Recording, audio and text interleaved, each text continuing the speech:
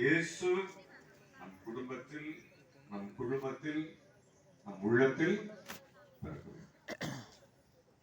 அவர் பிறந்ததால் தான் ஒவ்வொருவர் வழியாகவும் ஆவியானவர் சில தூண்டுதல்களை கொடுத்து, எப்படி மரியாவின் மீது ஆவியானவர் அசைவாடியதால் அவள் கருவுற்றாளோ, அதுபோல நம் குடும்பத்திலும் நம் குழுமத்திலும் தூய ஆவியானவர் செயல்படுகின்ற பொழுது நாம் இயேசுவை நம் உள்ளத்தில் கருத்தாகுகிறோம்.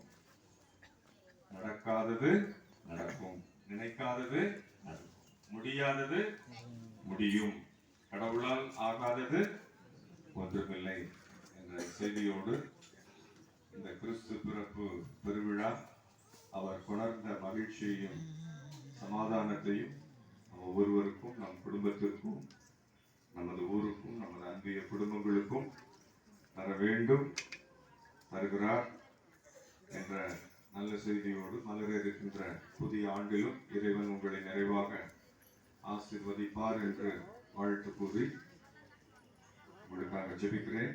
வாய்ப்பிற்கு நன்றி. இந்த இனிய விழாவை மிக நேர்த்தியாக அனைவரையும் அழைத்து பொருள் செலவு செய்து நல்மன